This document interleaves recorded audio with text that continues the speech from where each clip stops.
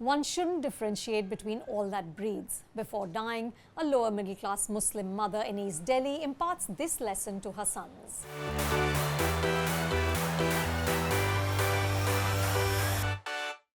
Nadeem Shehzad and Mohammad Saud become living embodiments of her dictum. The sometimes warring, sometimes affectionate brothers who work with soap for a living become saviors of kites. These majestic birds of prey are falling from the sky because the visibility and quality of air is so foul. Nadeem and Mohammad pick up these birds, sometimes as many as 28 in a day, and tend to them. They bathe, bandage, operate on, feed and rehabilitate kites in a dingy, claustrophobic basement and rooftop.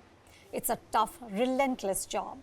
In one scene, they're grinding meat with a broken down machine in the blistering heat to feed their many wards. Cash reserves are low, and the basement is so cramped that one of the brothers says that he feels he might have a heart attack in it. And yet they persist because, as they put it, life itself is a kinship. All That Breeds begins with a stunning 3-minute slow pan across a derelict, empty lot.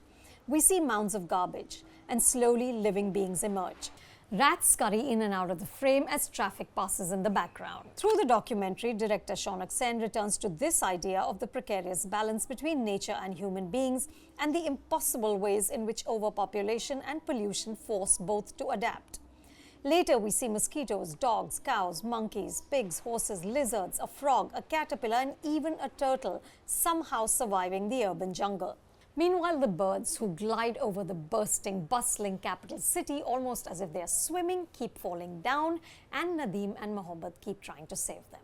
Early in the film, one of them explains, it is said that feeding kites earns sawab, which means religious credit or reward, because when they eat the meat you offer, they eat away your difficulties. But there aren't enough birds in the sky to eat away the difficulties of being Muslim in contemporary India. Nadeem and Mohammad's story plays out against the backdrop of the CAA protests and riots in northeast Delhi, a few kilometers from their home. Salik, their new helper, is sitting in an auto rickshaw with rescued birds and a squirrel in his pocket when he gets a frantic call asking if he's okay. In a city that is self-destructing with religious hate and toxic politics, he is insistent on looking after its voiceless, most vulnerable residents. All That Breeds isn't shrill about its concerns. Shaunak weaves the many threads together with meditative rhythms, restraint and deep compassion. DOPs Benjamin Bernhard, Riju Das and Soumyananda Sahi create images of startling beauty, like one of a centipede crawling through a filthy puddle which reflects a plane flying overhead. We're continually reminded that we must find ways to coexist. The 93-minute documentary is also enhanced by Roger Gaula's haunting score, which is sparingly used and fills the frame with an abiding sadness. Because despite these few good men, there is an overwhelming tragedy playing out. By the end of the film, I was moist-eyed. I cried for the incredible grace of these brothers and for the myopic cruelty of the world they live in. And for ourselves, because each one of us has contributed to making it. All That Breeds ends with Nadeem looking into the camera and asking, "Sun pa raha hai mujhe?" We must listen before it's too late. All That Breeds is a special screening at the 75th Cannes Film Festival.